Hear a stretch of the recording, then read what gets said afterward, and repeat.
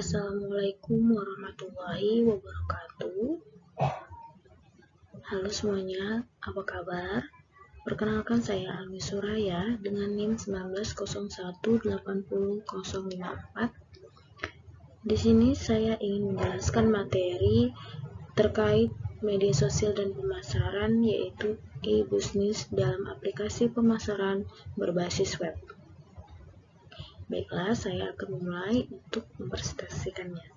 Simak penjelasannya ya.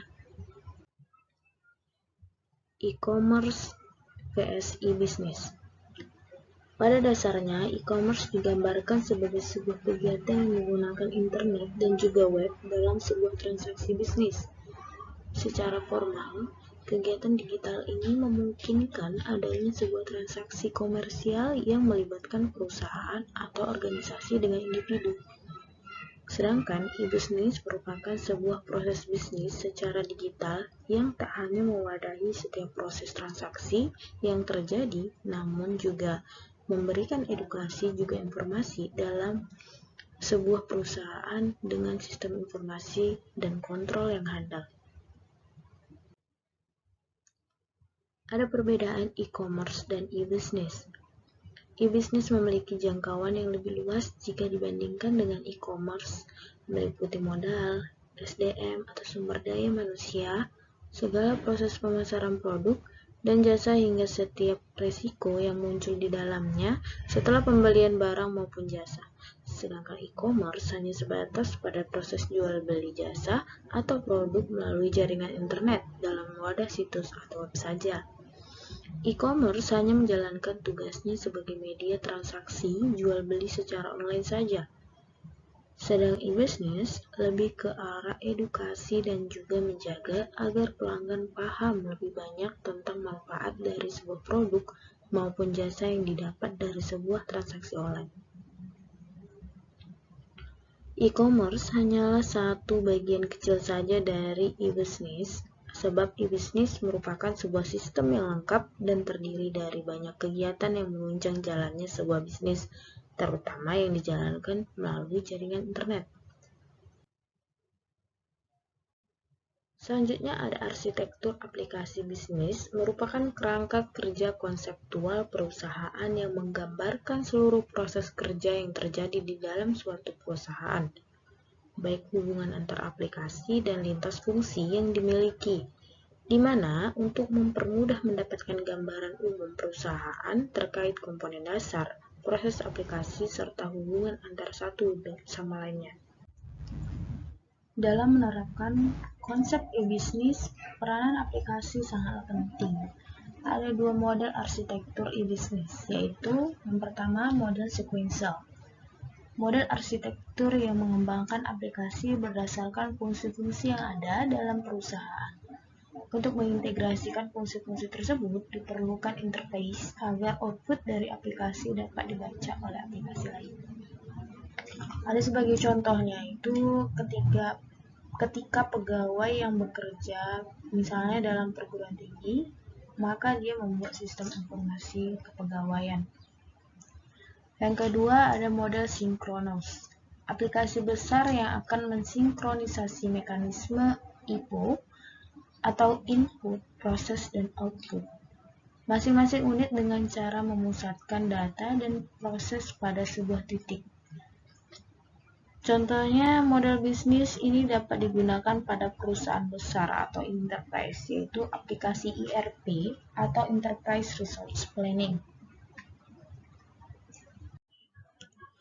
Selanjutnya ada arsitektur aplikasi e-business.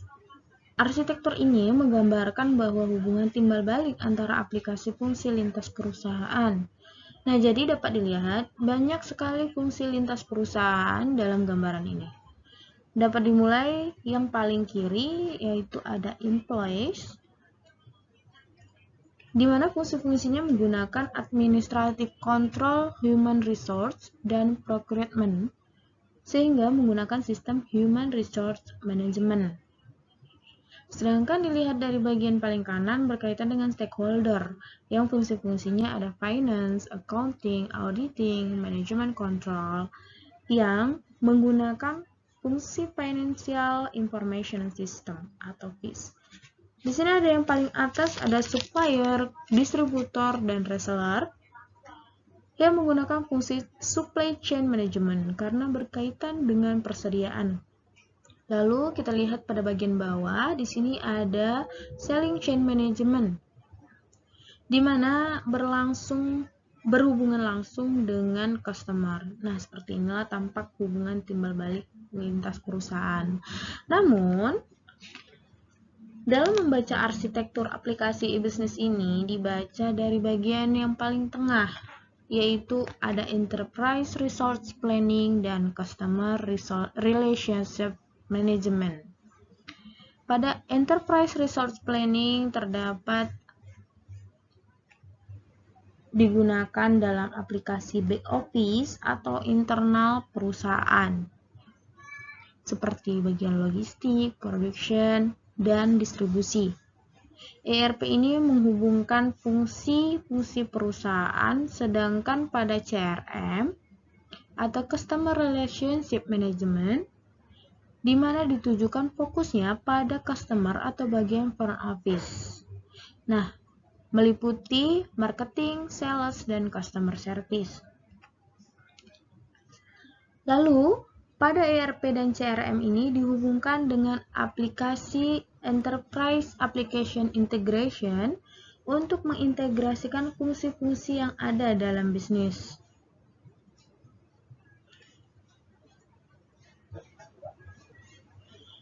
ERP akan menghubungkan antar lintas perusahaannya dari supply, human resource, dan finance accounting, sedangkan pada bagian bawah yang CRM terfokus pada bisnisnya sendiri atau berhubungan langsung dengan customer. Tentu saja, jika berhubungan dengan customer juga membutuhkan data-data yang lain, sehingga proses integrasi dibutuhkan data pasokan supplier, data finance, dan accountingnya. Jadi, ini berhubungan langsung satu sama lain.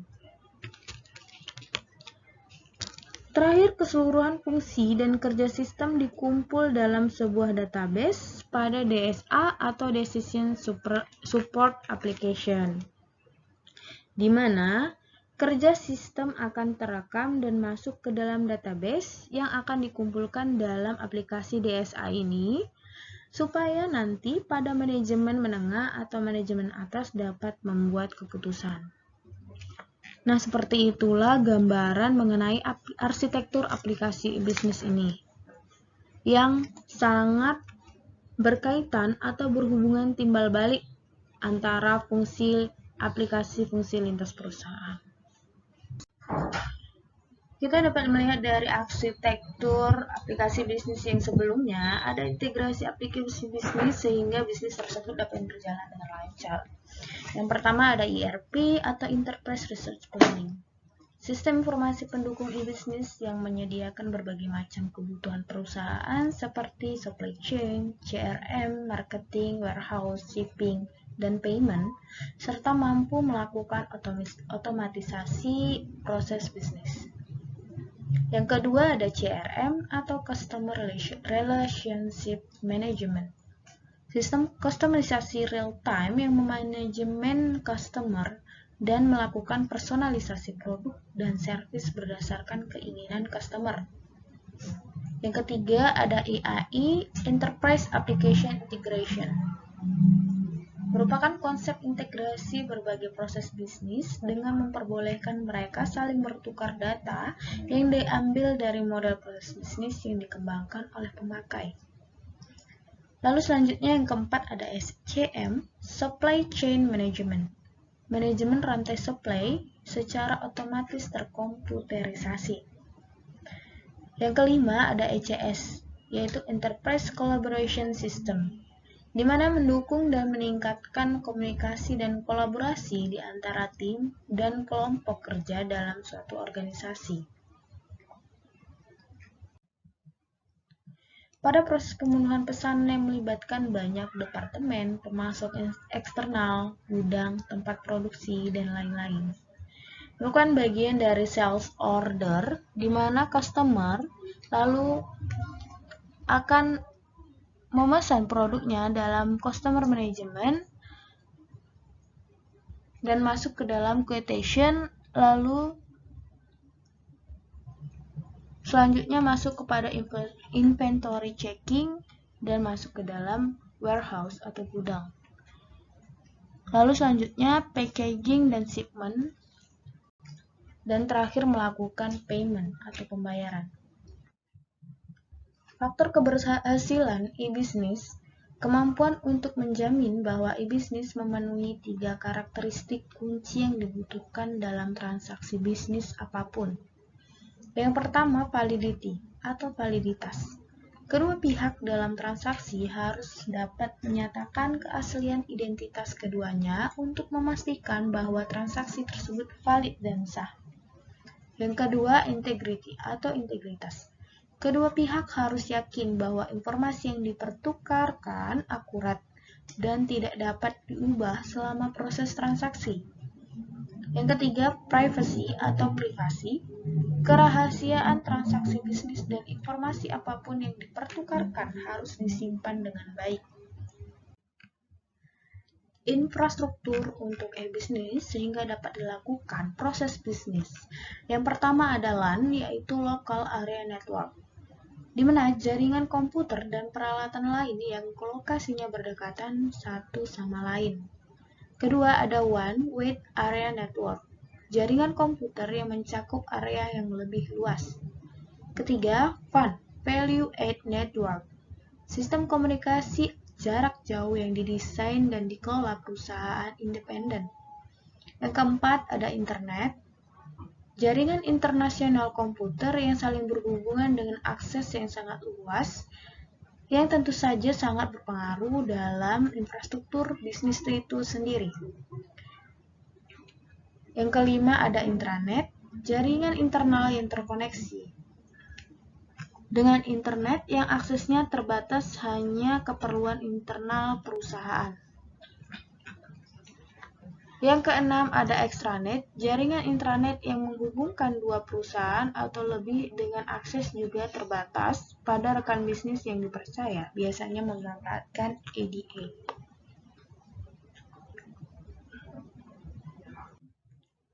Selanjutnya aturan dalam e-bisnis, di mana yang dapat menyokong bisnis itu berjalan. Yang pertama itu komunikasi.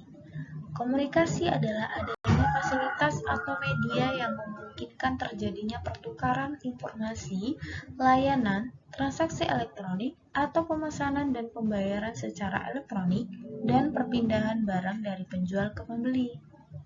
Yang kedua, ada proses bisnis. E-bisnis harus melakukan optimalisasi proses bisnis internal dengan memanfaatkan teknologi informasi agar aliran informasi, transaksi, maupun lama pengiriman barang menjadi dipersingkat. Biaya transaksi menjadi lebih ekonomis jika dibandingkan dengan perdagangan yang dilakukan secara tradisional. Yang ketiga, komersial atau perdagangan itu sendiri.